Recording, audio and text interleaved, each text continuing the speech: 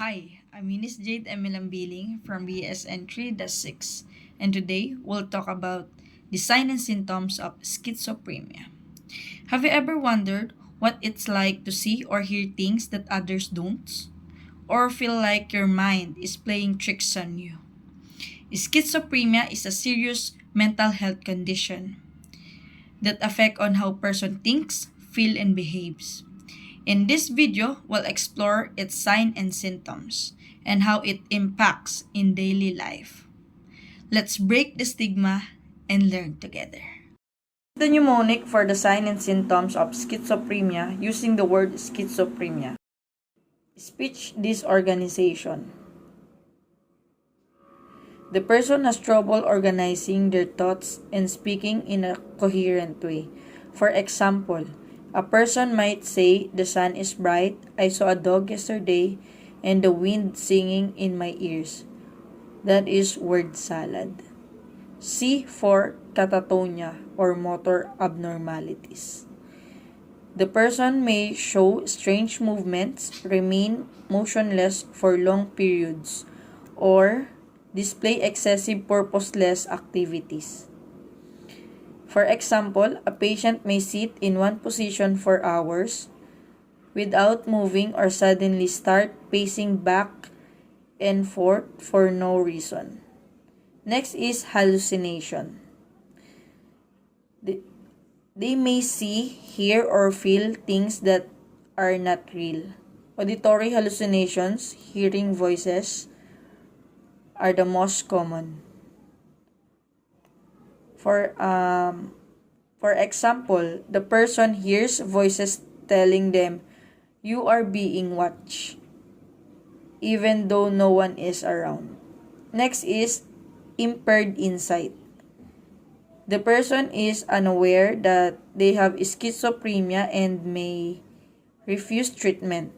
For example, someone insists that they are fine, that doctors are lying to them despite clear symptoms. Z for zero motivation or ovulation. Loss of motivation to do daily tasks including self-care. For example, a person stops showering, eating regularly, or going to work because they lack of motivation. O for odd or disorganized behavior. Unusual or unpredictable behavior that does not fit the situation. For example, wearing heavy winter clothes in the middle of summer or laughing at a funeral.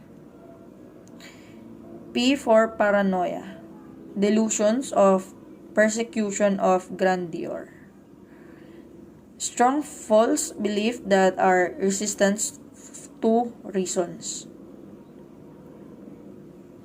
Example, a person believes the government is spying on them through their television. Next is H for hypo-expression of emotion or the flat affect. The person shows little or no facial expression and speak in a monotone voice. For example, they talk about winning the lottery but shows no excitement or happiness.